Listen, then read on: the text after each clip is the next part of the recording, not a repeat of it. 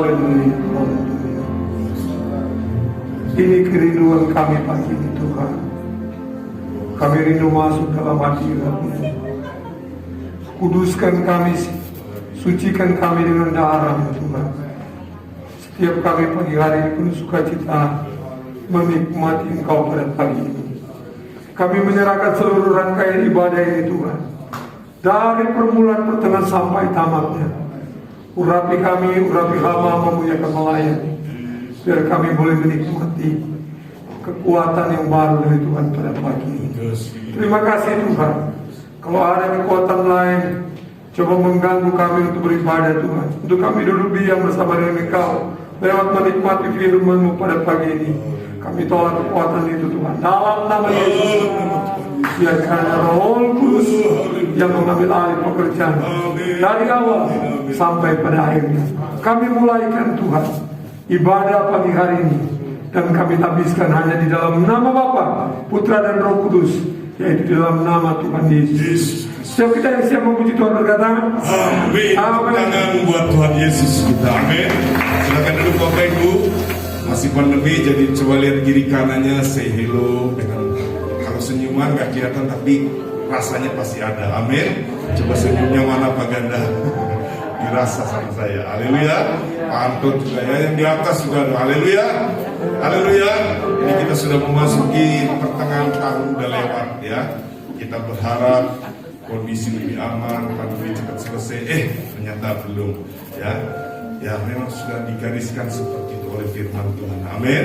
Kita harus siap, dan kesiapan kita hanya jika kita mempunyai kekuatan, amin. Kalau kita tidak mempunyai kekuatan waktu-waktu sekarang ini, saya rasa saya akan gampang berkalah. Tapi kita bersyukur Roh Kudus terus memberi kita kekuatan, amin. Memperbaharui kekuatan kita dari waktu ke waktu, dari hari ke hari, sehingga apapun yang datang kita terus dimampukan, amin. Jangan lelah, haleluya. Hey, haleluya. Mari bangun kembali semangat kita. Ada Roh Kudus, Dia bersama dengan kita, Dia tinggal di dalam kita, Dia kemampuan dan kekuatan kita, amin. Hey, jangan lelah, jangan lelah. Jadi ladangnya Tuhan, haleluya. Kudus yang berikan kekuatan, yang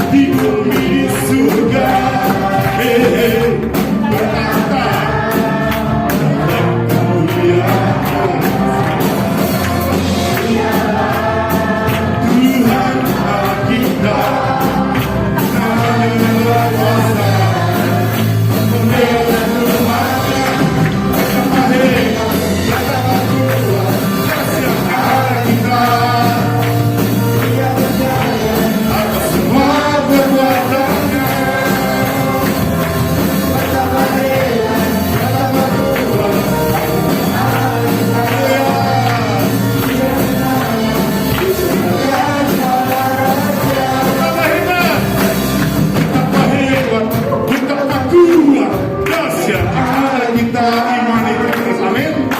Dia hebat, dia dahsyat. Betapa hebat, betapa kuat, dahsyatnya Allah kita. Dia ternama Yesus Raja segala. Hebat, betapa kuat.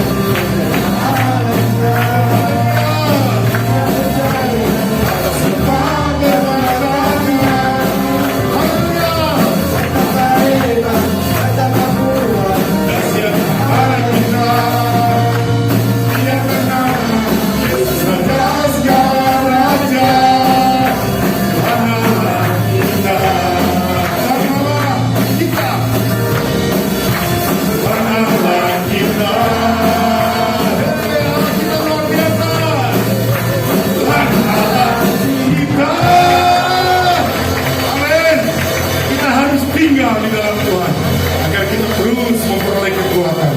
Amin.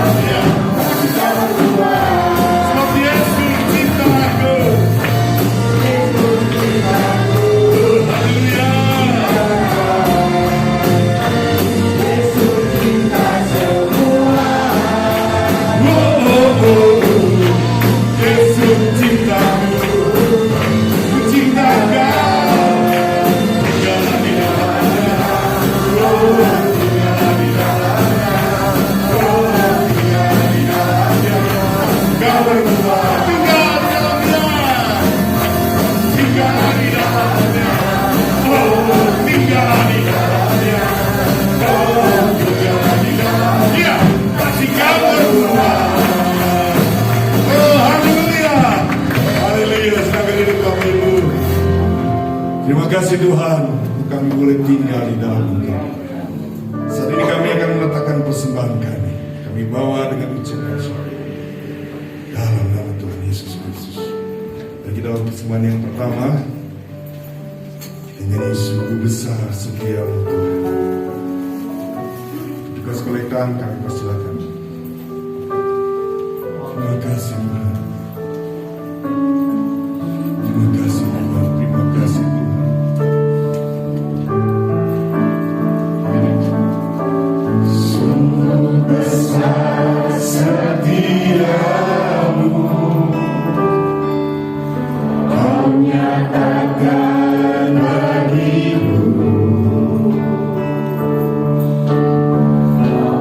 Kau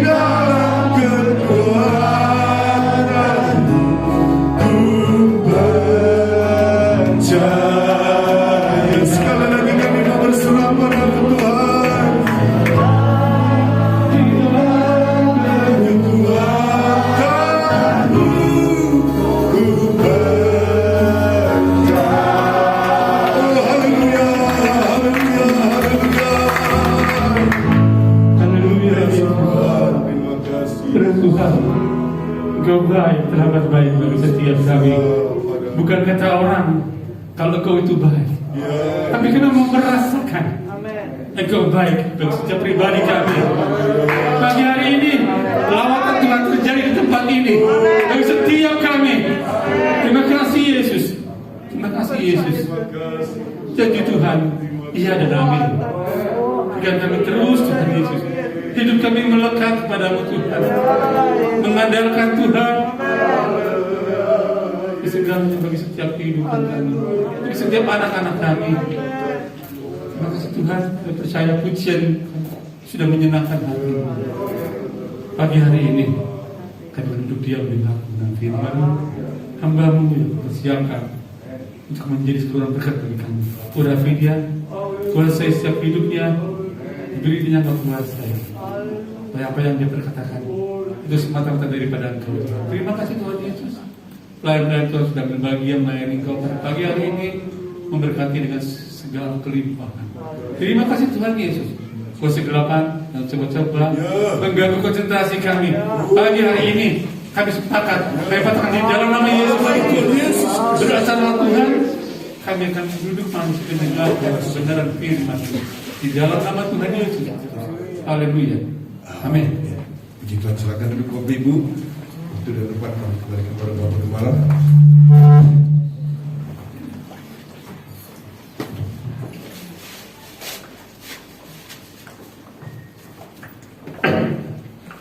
Haleluya. Haleluya. Puji Tuhan. Yang di atas haleluya, puji Tuhan. Beri kemuliaan Tuhan Yesus. Pagi hari ini atau pagi dan sore ini, sore nanti akan dilayani oleh hamba Tuhan Pendeta Yohanes Utagalung dari Korea Utara. Di sini ada Korea Utara kan? Mana orang Korea Utara di sini? Ada di atas enggak? Ya, enggak ada gini. Oke. Mana waktu dan kesempatan saya persilakan nanti selanjutnya untuk memperkenalkan. Kayaknya baru sekali ini ya, Pak Tuhan ini hadir di gereja ini. Ayo Pak.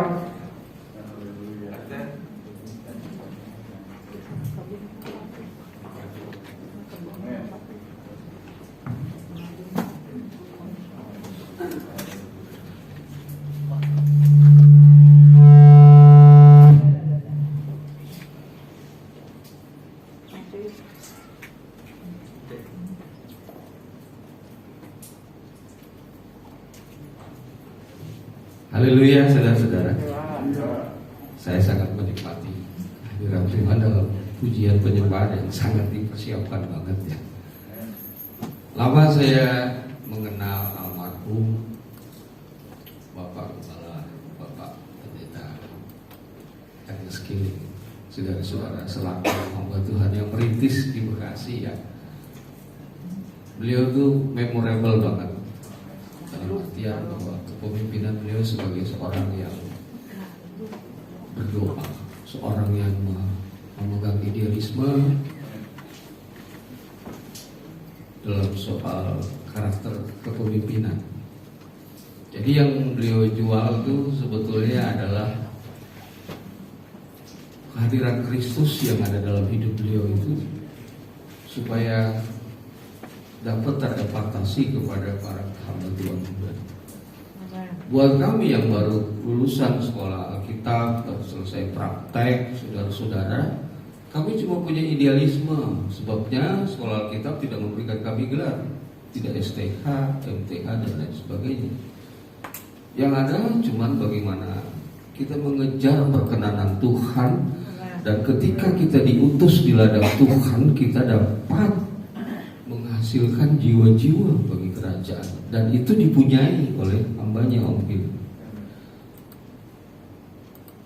Bersama dengan rekan saya yang beberapa waktu lalu diberi kesempatan oleh Bapak Gembala berdiri di mimbar yang mulia ini, Bapak Pendeta Ferdi Manopo, dari jauh kami mendukung untuk beliau jadi pemimpin di Jawa Barat ini. Walaupun beliau tidak jadi orang nomor satu, tapi setidak-tidaknya saya dapat, saudara-saudara, mendengar arahan beliau dalam banyak kesempatan, karena kemudian saya juga duduk di kepemimpinan wilayah. beliau seorang yang berdoa. Dari cara yang mimpin puji-pujian tadi, saya belum mengenal. Saya melihat ada jubah yang turun dalam kehidupan beliau.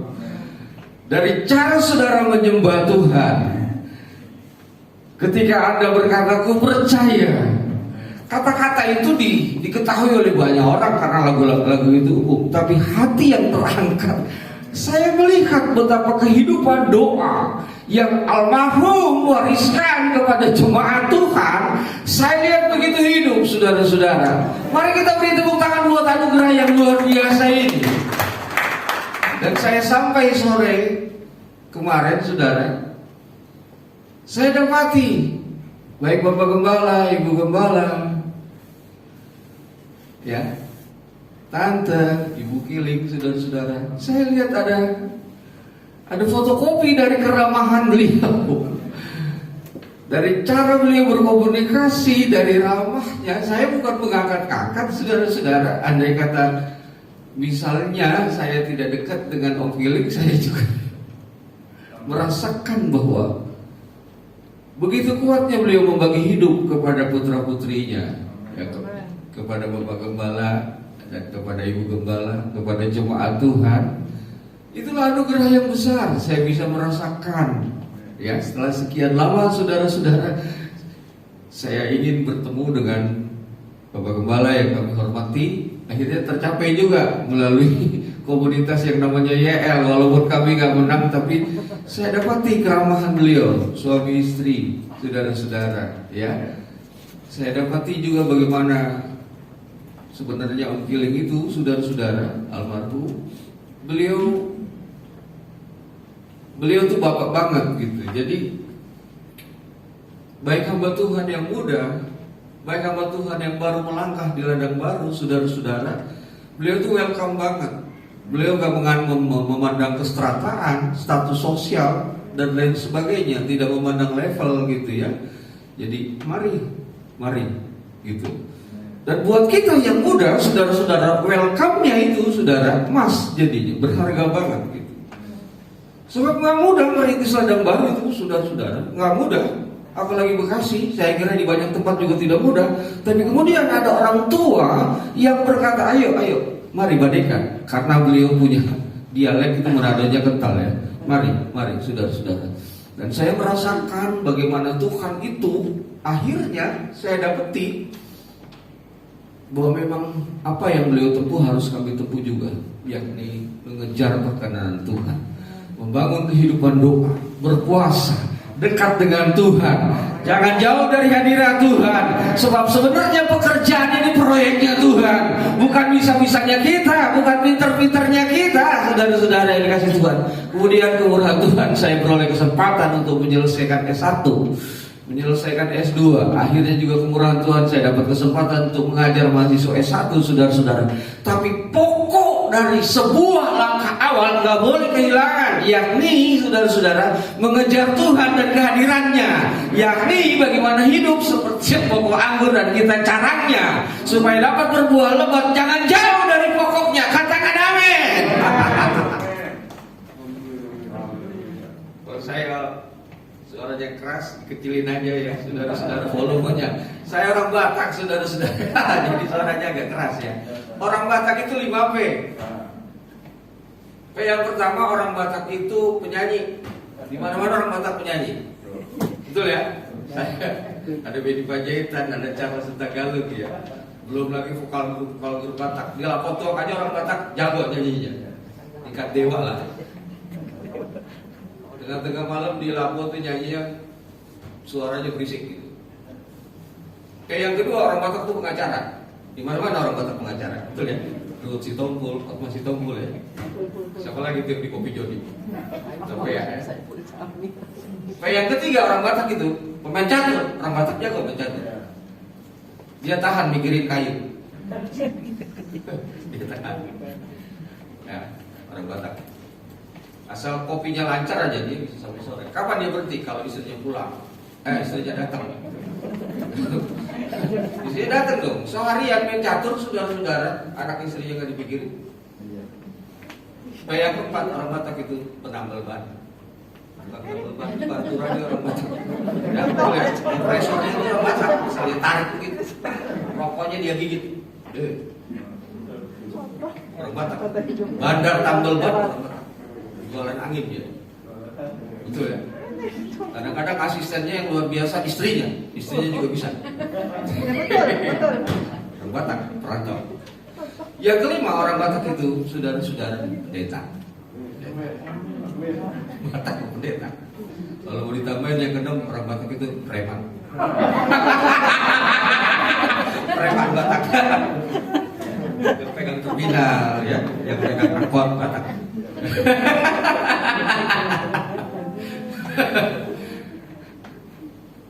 Sebab itu saya berterima kasih bagi yang Ibu Kepala tim pelayanan, juga Ibu Kilim, ya, terima kasih. Kalau kelamaan juga interupsi aja gak apa-apa. Last minute again. 5 minute. Kita buka kitab kita di Perjanjian Baru. Kolose pasal 2 ayat 6. Ya, tadi nama saya sudah diperkenalkan dengan Sinta Galuh, ya. Saya bukan lagi di Bekasi. Istri saya juga orang Batak, jemaat saudara-saudara. Jadi waktu saya khotbah dilirik sama istri saya. Pendeta boleh juga nih kira-kira gitu. Nah, akhirnya ya udah kesengsem dan jadi punya anak 3. Kolose 2 ayat 6, bukan ayat 4, ayat 6.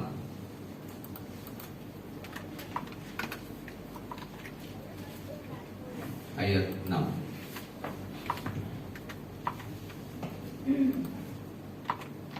Kepenuhan hidup dalam Kristus. Ya. Ayat 6 dan 7 saya baca ayat 6, saudara-saudara yang dikasih Tuhan baca ayat 7. Kalau saudara bawa kitab, buka kitabnya. Kalau bawa gadget, buka gadgetnya. Tapi kalau nggak bawa keduanya nggak apa-apa, buka hati aja. Saya baca ya buat kita, nanti saudara baca ayat yang ke-7. Dalam nama Tuhan Yesus Kristus, kamu telah menerima Kristus Yesus Tuhan kita. Karena itu hendaklah hidupmu tetap di dalam Dia. Ayat 7.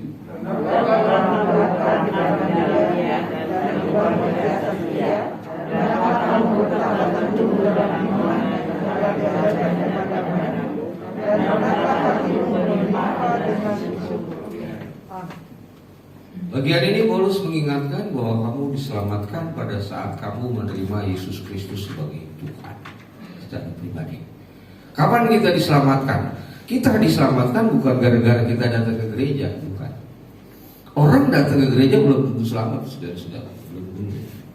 Orang datang ke gereja bisa jadi karena stres di rumah, bosan ribut sama istri, sama suami. Udah gereja lah, gereja enak, pakai AC, musiknya juga bagus, apik. Sing nyanyinya juga apik, jadi kayak entertain gitu. Ada juga orang datang ke gereja pengen ketemu rekan bisnis, pulang gereja makan bakmi boleh. Tapi kalau orang sudah diselamatkan, dia mesti datang gereja, pasti. Sebab dia perlu kelanjutan dari bimbingan kerohaniannya. Dia perlu disiram dengan firman, dia perlu persekutuan, dia perlu dimentor, dia perlu diubah, dia perlu lawatan yang baru, dia perlu pembukaan rahasia firman yang baru, dia perlu mengalami Tuhan di dalam gereja. Saudara yang dikasih Tuhan, pada saat orang diselamatkan, orang berpindah dari dalam gelap ke dalam terang. Pada saat itu dia mengalami apa yang Alkitab katakan sebagai kasih mula-mula, the first love. Kalau saudara-saudara lihat saudara-saudara kita orang Muslim, kaget dia. Begitu dia terima Yesus, baik para ustadz dan lain sebagainya, dia langsung bicara, dia langsung bersaksi. Kenapa orang-orang ini begitu radikal bersaksinya sampai ada yang masuk penjara dan divonis 10 tahun? Karena dia nggak bisa tahan, saudara. Dari kecil dia udah diajarin puasa dan lain sebagainya, saudara-saudara. Dia sudah begitu radikal, dia sudah kerjakan semua apa yang disebut sebagai syariat, tapi gak nemu apa-apa dan gak ngalami apa-apa. Begitu dia cuma buka hati dan terima Yesus, lalu Yesus masuk dalam hatinya. Di dalam hatinya ada terang yang dia gak pernah dapatkan, dan dia rasa ini beda. Apa yang saya cari bertahun-tahun gak saya temukan, tapi dengan saya buka hati datang dalam hidupnya dan dia alami bahwa sorga turun di hatinya. Yesus emang bersemayam di sorga, tapi kemudian begitu dia buka hati, Yesus yang sama juga bersemayam di hatinya dan dia rasa beda. Maka dia bilang, gak apa-apa gue di penjara, gak apa-apa. Penjara fisik gua, tapi kemudian hati gua dapat langsung jumpa dengan dia. Begitu juga orang Kristen, saudara. Begitu dia buka hati, Yesus masuk dalam hatinya. Sebab dia bilang, aku berdiri ya di muka pintu hati, aku ketok, kalau kamu buka, saya masuk, kita pesta, kita makan, pesta kita. Kamu masih ada di dunia, kamu masih bekerja, kamu masih punya rumah tangga dan lain sebagainya, tapi sungguhnya dalam hatimu ada surga. Aku pemilik surga, makan dengan kamu. Dan waktu dia alami itu, saudara, dia nggak kenal siang, nggak kenal malam. Doa puasa kata Bapak Kepala, iya doa puasa, doa semalaman, iya doa semalaman. Kaum pria, kaum wanita, iya doa sel dan lain sebagainya, dia datang. Dan dia ngomong tentang Tuhan kepada banyak orang, dia nggak bisa tahan. Temannya bilang, lu beda ya, dikit-dikit ngomong lu Tuhan dulu, ini Tuhan, itu Tuhan, lu jadi pendeta ya? Aneh lu gue lihat, Tuhan lu berubah lu. Istrinya bilang berubah sih Bapak ya, kenapa Tuhan? Ukuran kehadiran Tuhan memang, saudara, bukan soal ngomong, bukan. Sebab Alkitab bilang kerajaan Allah bukan soal perkataan, tapi kerajaan Allah soal perubahan. Coba bilang sama-sama perubahan. Sama-sama perubahan.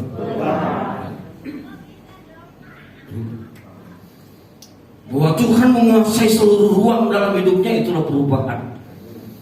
Bahwa kendali hidupnya bukan dia lagi, bahwa dia bisa bicara hidupku bukan aku lagi, tetapi Kristus yang hidup di dalam aku. Adapun hidup yang kujalani dalam keseharianku adalah hidup berdasarkan iman kepada Anak Allah.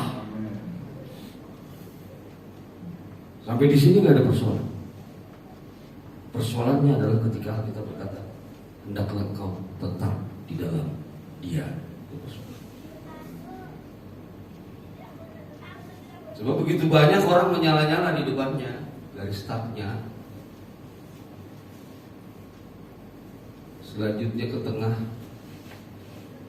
melempem, makin maju, patah di tengah jalan.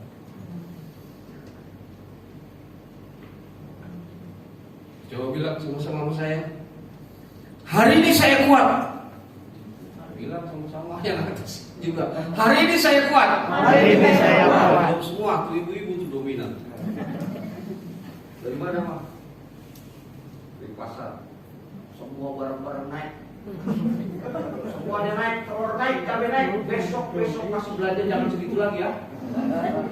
Belum lagi beras, kayaknya bakal naik. Semua naik. Mana pasar becek, hujan lagi.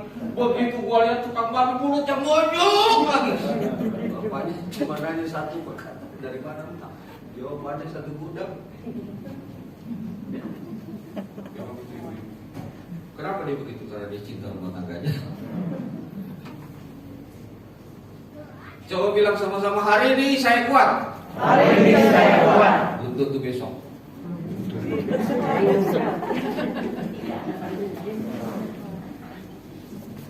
Idealismenya begitu. Tapi mudah. Pendeta aja. Dia KKR. Siapa yang mau didoain? Maju. Yang sakit, yang lemah, yang punya masalah, maju ke depan.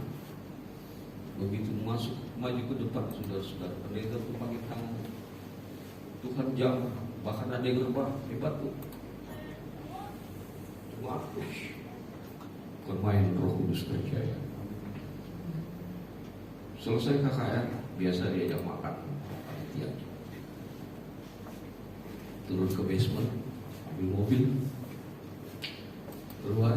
Saudara-saudara yang di situ, ributnya cuma sama tukang parkir. Gara-gara nggak ada kembaliannya. Udah langsung marah, sudah.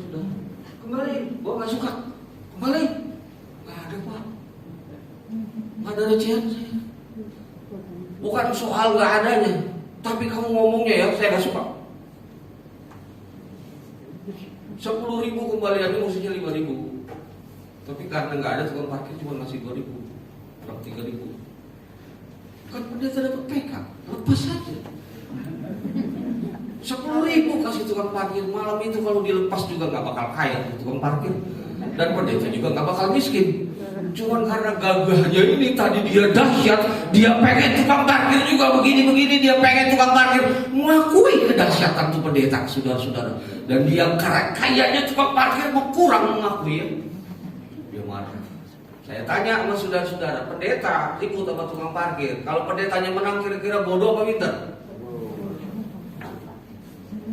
Apalagi kalah. Bodoh. Itu belum sampai rumah, baru sampai tukang parkiran. Berapa banyak orang juga datang gereja, senang sukacita, sampai di rumah ribut. Gitu yang tadi mah nggak ada pembuat kolektor. Kan gua bilang itu kering. Gara-gara kolektor belum kering. Segala macam. Alkitab berkata hendaklah kau tetap di dalamnya. Kita itu menjalani hidup kemarin dan hari ini. Next, nobody knows. Ke depan nggak ada tahu. Bagian kita hari yang lalu sudah. Dan hari ke depan kita nggak tahu.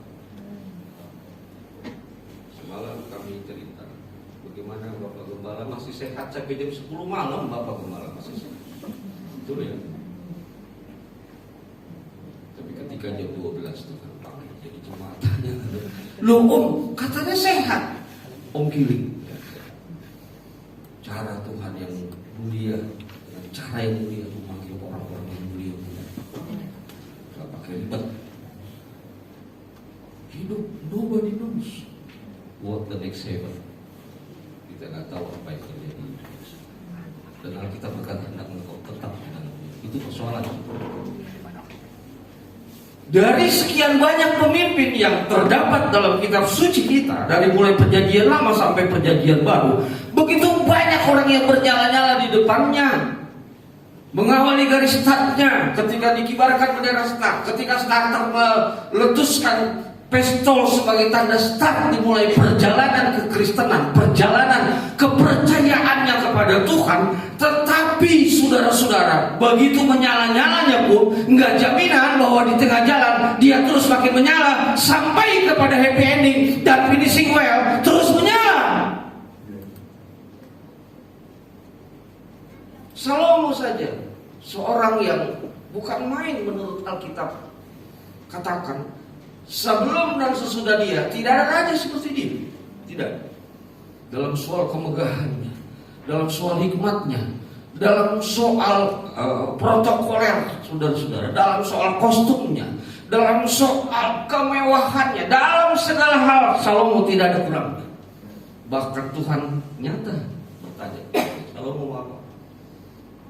Menyawa musuh, harta yang banyak, atau umur banyak? Nah, saya ini bukan kayak papa saya. Papa saya orang lapangan asli.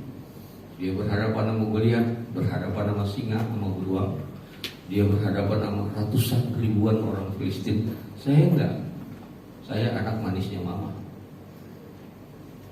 Jadi tolonglah beri saya hikmat agar saya dapat ngatur bangsa yang besar ini. Lah Musa juga kadang-kadang saudara-saudara yang dikasih Tuhan patah semangat.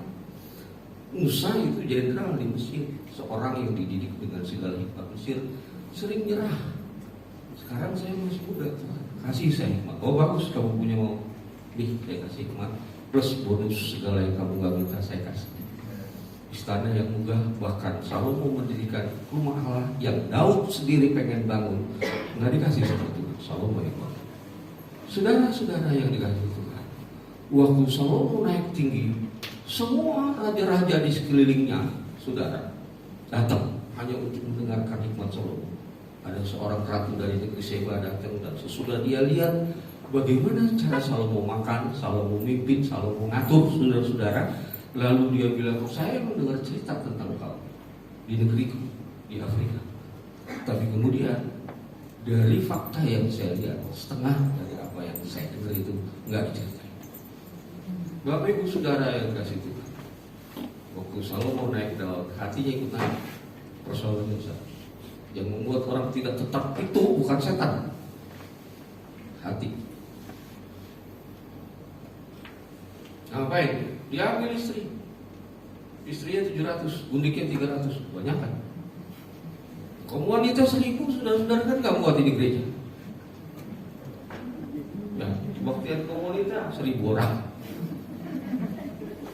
Ya, tinggal dicantumin aja di istri pertama, kedua Sigeru, 3 WL, 4 kali yang tamu. Banyak kan saudara-saudara istrinya. Dia adalah the father of polygamy. Dia bapak dari segala orang poligami. Bapak ketawa saudara-saudara, tapi kemudian tuh semua laki-laki kalau dilepas pengennya poligami. Semua kecuali bapak gembala.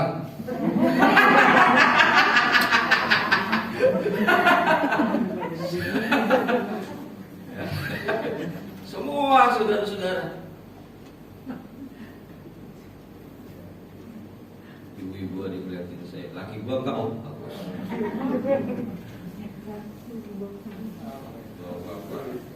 Bapak-bapak jangan sini sekalian saya. Om boro-boro poligami satu aja gua udah pusing. Satu gua pusing.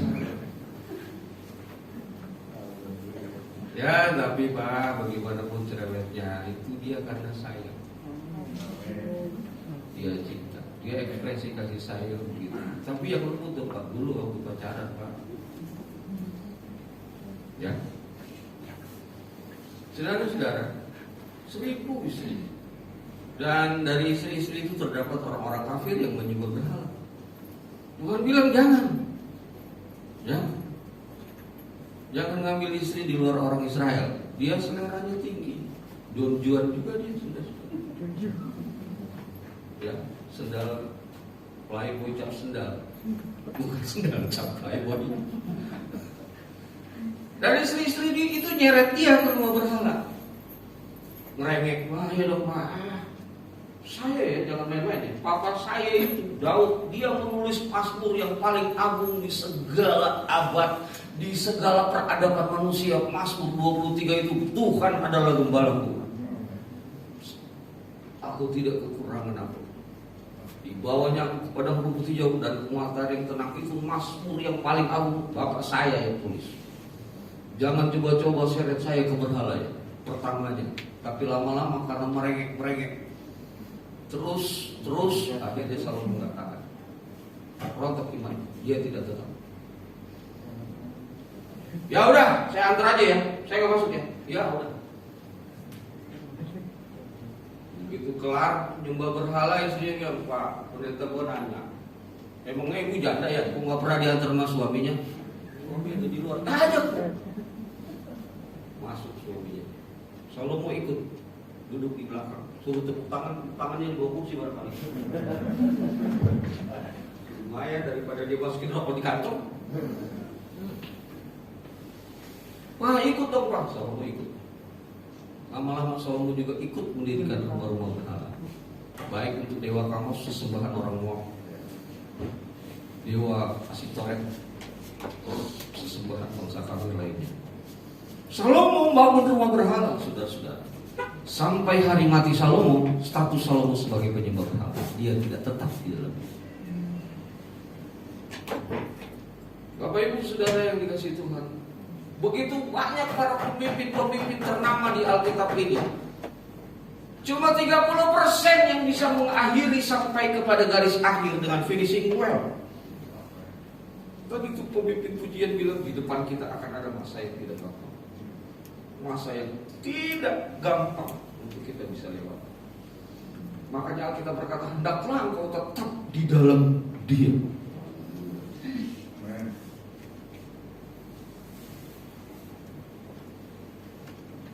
Saya setuju berkata begini, hendaklah engkau berakar di dalam Dia. Ini adalah solusi atau langkah, bukan cuma tips. Ini bukan tips yang bisa kita pakai dan kita buang, bukan. Tetapi ini adalah tuntunan Tuhan bagaimana caranya untuk bisa tetap di dalam Dia, saudara-saudara, maka Alkitab berkata hendaklah engkau berakar di dalam dia. Katakan amin. Bagian ini Paulus mengidentifikasikan kekristenan seperti sebuah pohon yang besar, yang terdapat batang, ranting, carang atau daun dan juga buah. Saudara-saudara, apa yang saya sebutkan ini adalah bagian yang nampak di atas permukaan tanah, bagian yang dapat dilihat. Tetapi ada bagian dalam sebuah pohon yang sangat menentukan, justru di bawah permukaan tanah yang tak dapat dilihat. Saudara-saudara, itu merupakan pokok, itu merupakan esensi, itu merupakan substansi dari sebuah pohon, yakni akar. Banyak orang membangun, saudara-saudara, yang bagian yang nampak, yang kita sebut sebagai perform atau casing atau aksesoris. Banyak orang concern, fokus, apa-apa, silakan bangun. Tapi dia lalai ngebangun yang esensi atau yang substansi atau yang intinya, saudara-saudara.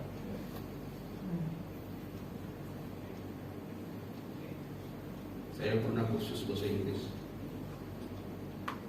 karena privat cuma 3 orang. Teman saya yang satu belum datang, gurunya bilang begini, saya heran sama istri saya. Kenapa istrinya? Waktu saya pacaran, istri saya lumayan kalau sekarang begitu udah nikah punya anak, kasar ngomongnya, berisik. Ya, ini orang pinter, dosen, tapi nggak ngerti. Perempuan kalau belum jadi istri, ya dia kalem lah. Apalagi berhadapan dengan calon mertuanya, dia kalem, dia lemah lembut. Masa dia bawel di depan calon mertuanya? Ya langsung ditendang. Pilih yang lain tuh, calon bini lu apa itu berisik. Ya kalem lah, dia buat itu, dia rekayasa itu. Itu lapisan luarnya, itu performnya. Sama kalau kita kayak beli di Alfa atau di Indomaret, saudara-saudara.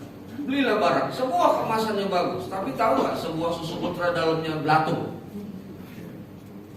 Kemasannya bagus. Ada begitu banyak kekristenan ini cuma concern di kemasan, lapisan luar, kulit. Saudara-saudara yang kasih Tuhan, bagian ini yang Tuhan Yesus ajarkan sebetulnya di perjanjian baru. Dia tentang ahli-ahli Taurat, dia tentang orang Farisi dengan berkata, celakalah kamu orang Farisi. Kamu mengapur, mewarnakan kubur, walaupun kubur itu putih luarnya, tapi dalamnya bangkai.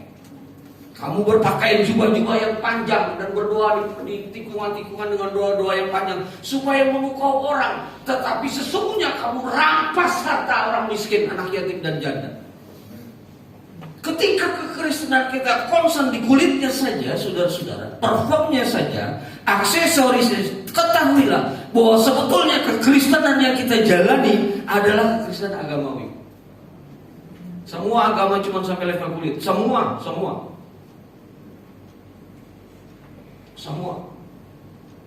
Agama sepupu kita juga begitu, jidat hitam, celana pangsi dan pakai segalanya, tapi istrinya 4. Begitu. Semua kekristenan yang dijalankan cuma sampai level kulit, maka saudara-saudara, level kekristenan itu bukan sampai di level berakar. Bukanlah sebuah hubungan yang intim dengan Tuhan, tapi agama saja. Itu yang ditentang oleh Tuhan. Dia mengajarkan di perjanjian baru, orang bodoh dan orang pandai sama seperti seorang yang membangun rumah. Yang bodoh membangun rumah di atas pasir, sedangkan yang bijak di atas batu. Baik yang bodoh maupun yang bijak, dua-dua dipuji.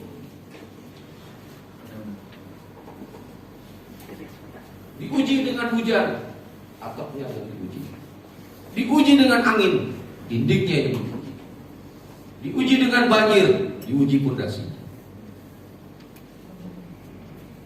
Buat yang berdiri di atas batu gak ada masalah. Angin kayak hujan kayak banjir kayak, dia tetap eksis kok. Dia tetap. Tapi wahai yang di atas pasir, dia roboh kena banjir. Dia tidak bisa tetap. Coba ngomong sama-sama lagi. Ujian. Sebetulnya menjelaskan apa yang ada di dalam saya.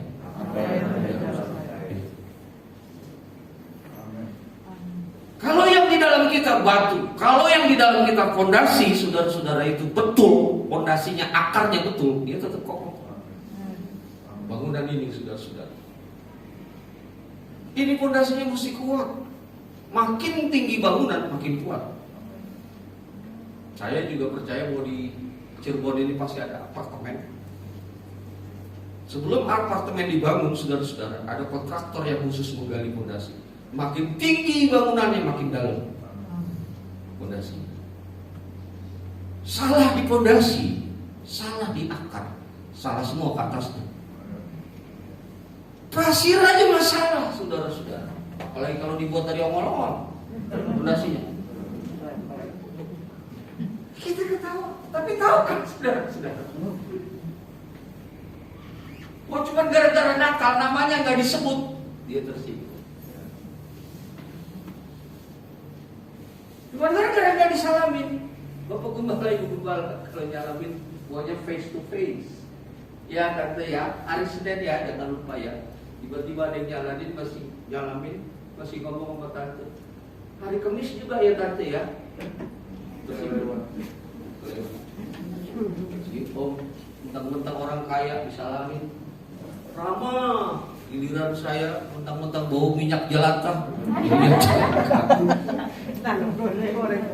Gak dilihat. Wis, aku udah gereja.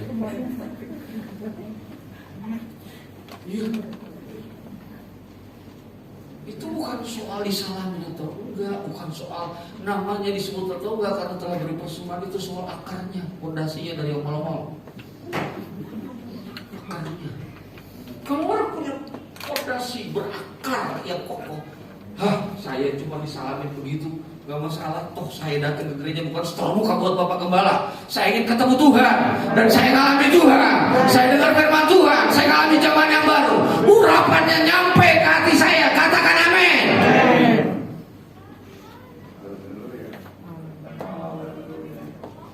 Dia berakar.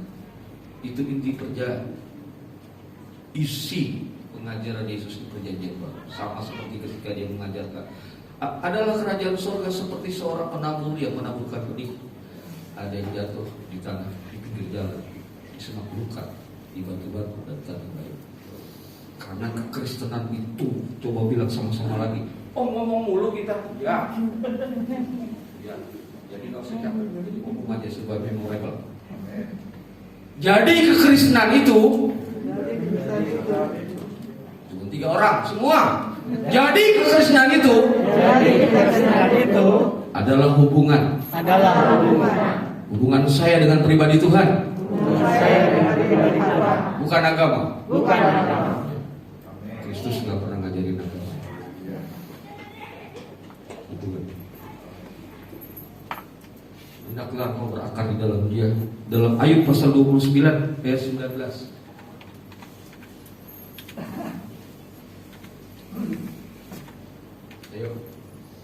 Ayub 29, kalau ada di antara saudara yang sudah dapat, saudara, saya minta tolong dibaca. Saya mohon izin minum ya.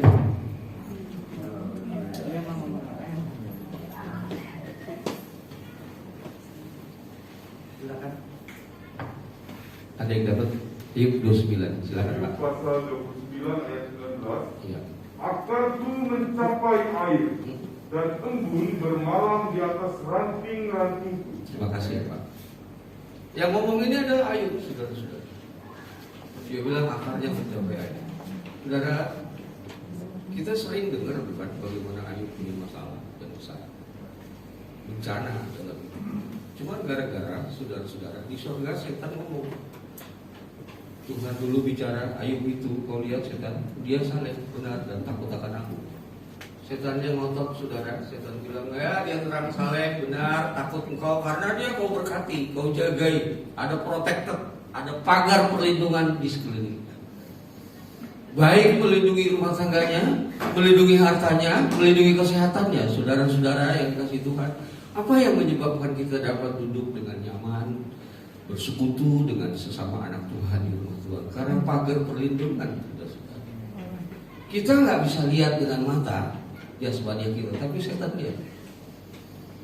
Bahwa Ayub dilindungi dengan sempurnanya. Apa yang sering dibaca orang ketika zaman Covid, Mazmur pasal 91 itu terrealisasi dalam hidup Ayub. Kemudian Tuhan bilang, ya saya angkat pagarnya, kamu bisa hajar, tapi saya yang nyawanya. Dihajar, harta Ayub ludes sekejap. Masih saleh kan? Kau lihat setan? Ya dia saleh karena kau lindungi keluarganya. Ya hajar keluarganya, mati semua. Kita pernah datang ke rumah duka. Ada satu peti jenazah di sini. Apalagi kalau orang Batak. Pernah punya kenalan orang Batak atau rekan kerja orang Batak. Kalau suaminya meninggal, istrinya meraung-raung sudah. Pakai ikat kepala, rimbu. Rimbu gua dikit.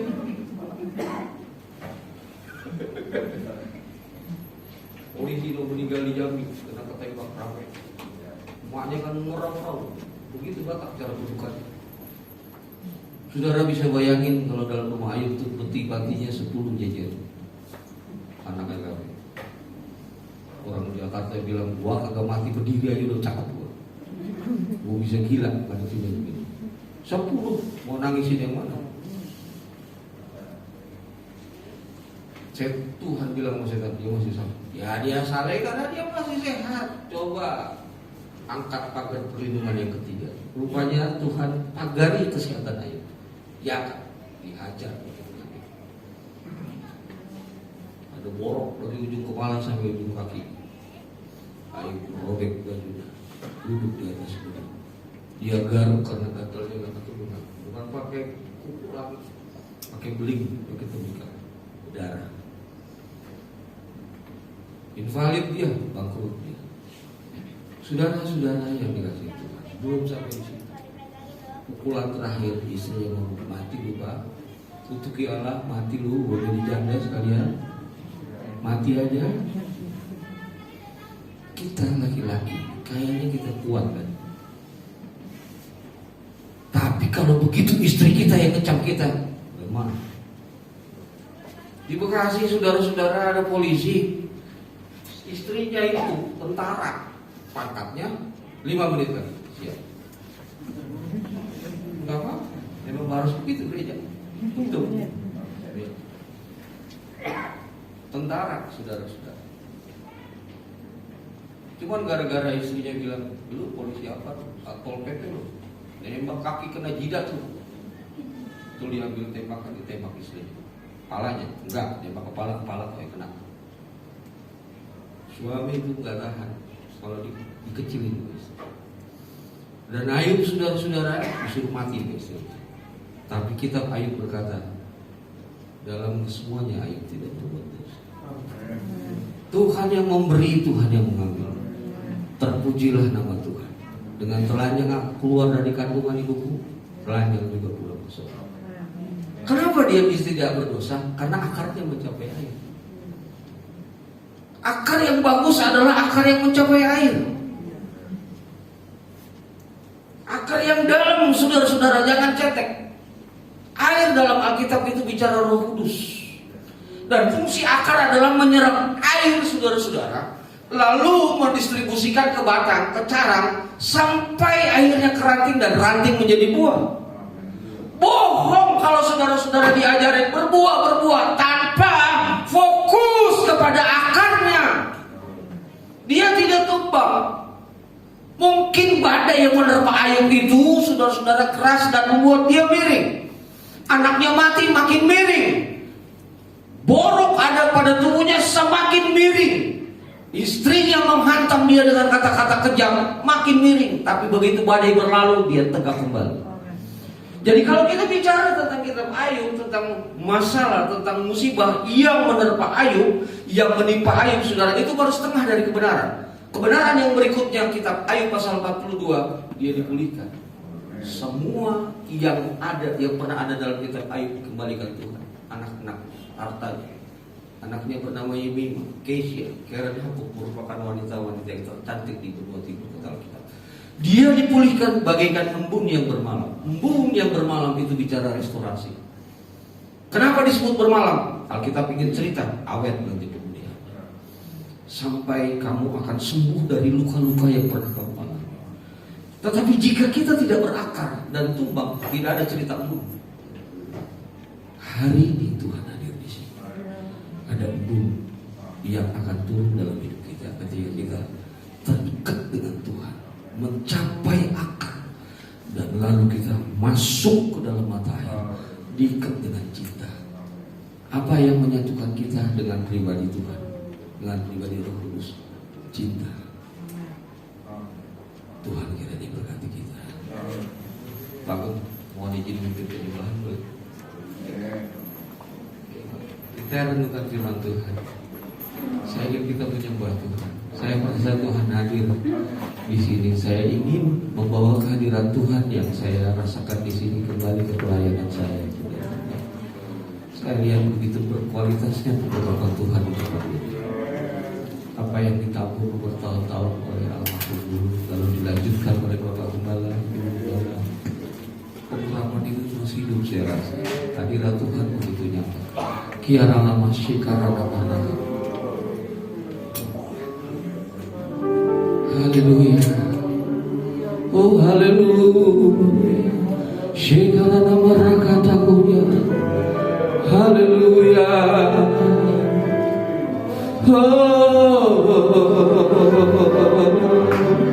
Kaulah segalanya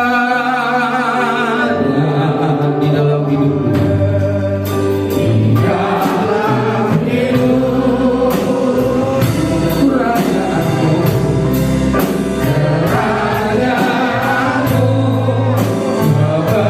kebenaranmu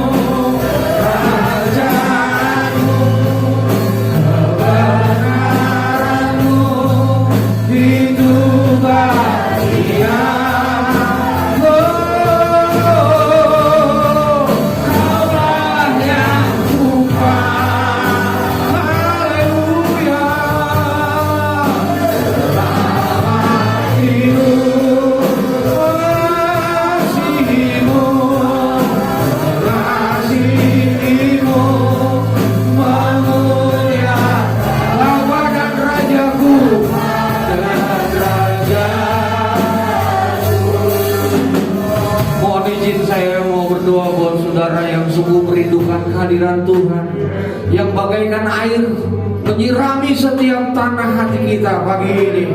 Airnya, sungainya mengalir dari tahta Allah, membasahi setiap akar hati kita, supaya kita dapat berakar. Sebab firman yang berkata, orang benar hidupnya seperti pohon yang ditanam di tepi aliran air.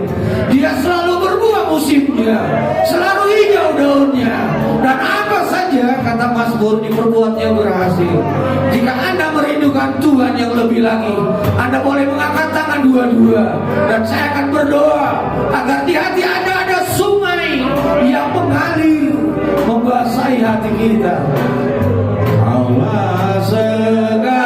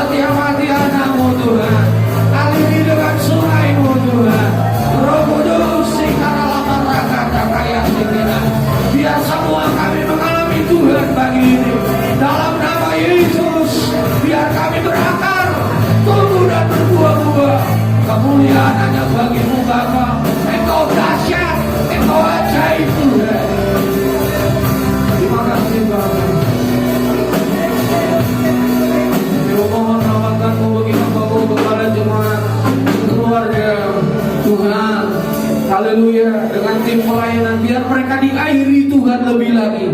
Ada sungai air kehidupan yang mengalir dari tahta Tuhan ke sebuah hati pagi ini. Ada kedahsyatan Tuhan yang melanda setiap kami. Dan kami berdoa Tuhan agar terus melimpah sampai kepada kehidupan yang kekal. Kami bersyukur buat firman-Mu dalam nama Tuhan Yesus Kristus. Haleluya, sama-sama katakan amin.